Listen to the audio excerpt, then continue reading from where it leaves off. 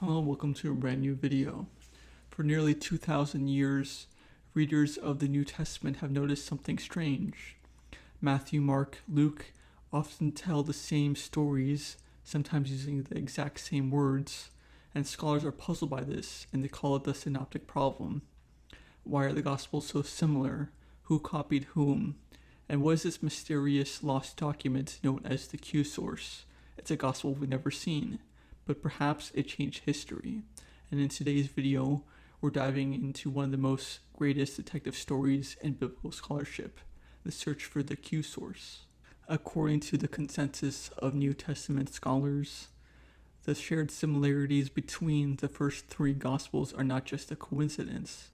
In fact, they argue that the authors of Matthew and Luke drew upon Mark as a skeleton for their Gospels alongside other sources, and this is why they were commonly referred to as the Synoptic Gospels, as synoptic means in Greek with the same I.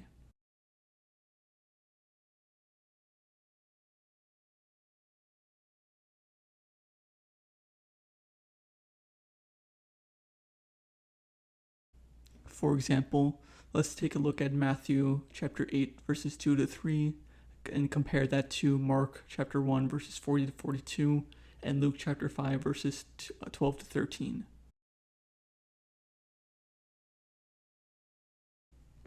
Over 3/4 of Mark's content is found in both Matthew and Luke. 97% of Mark is found at least in one other of the two synoptic gospels.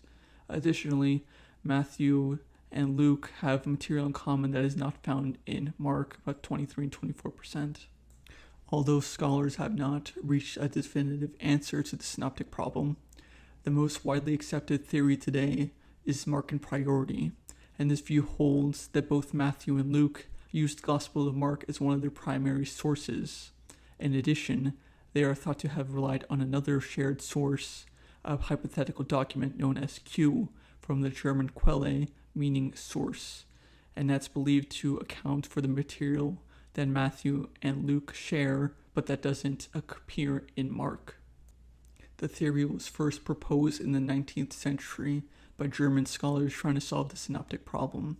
The Q source is generally understood to have been a written collection of Jesus' sayings rather than an oral tradition, and this is supported by the fact that Matthew and Luke often record Q material and with strikingly similar and sometimes identically wording, and that's something unlikely if they're only to draw from oral stories.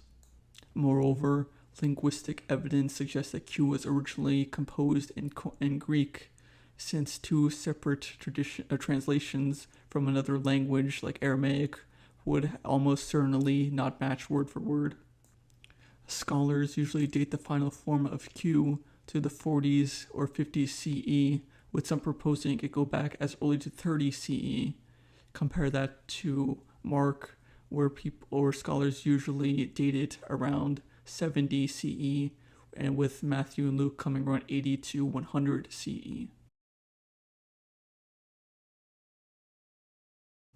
No physical copies of Q have survived, but researchers have attempted to reconstruct its contents by comparing the overlapping sections of Matthew and Luke that are missing from Mark.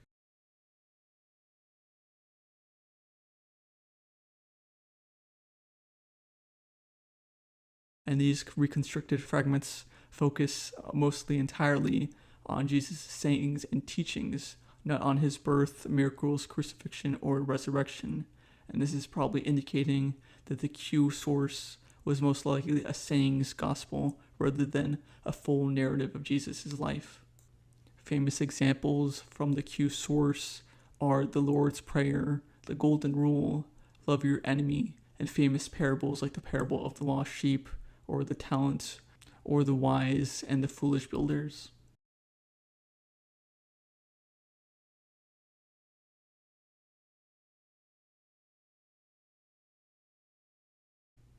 However, the Q source isn't the only solution to the synoptic problem.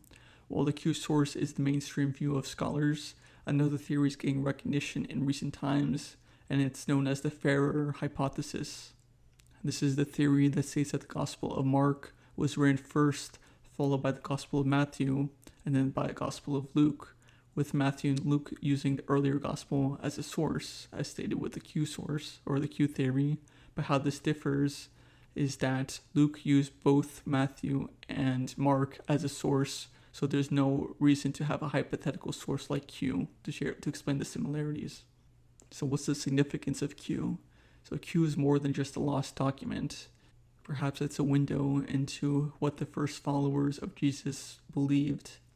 Scholars who reconstruct Q note that it contains almost no reference to Jesus' life, death, and resurrection as mentioned earlier, but instead it presents him as a moral and prophetic teacher, a wisdom figure preaching about the kingdom of God, and some may even call it a sayings gospel, also mentioned earlier. And that makes Q radically different from what later Christian writings say. And some, it might reflect an earlier, more Jewish understanding of Jesus, focused on the ethics and apocalyptic expectations rather than divine identity.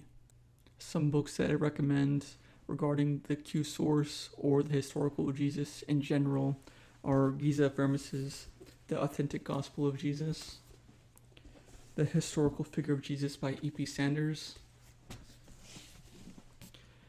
An Introduction to the New Testament by Raymond E. Brown, A New Testament History and Literature by Dr. Dale B. Martin. These are his lectures from Yale. And last we have the New Testament Historical Introduction to the Early Christian Writings by Dr. Bart Ehrman. And this is what they teach at my university. And that brings us to the end of this video. Hopefully that made sense to you, and if not, please leave a comment below and I can try to answer any questions that you may have. And don't forget to like and subscribe as always.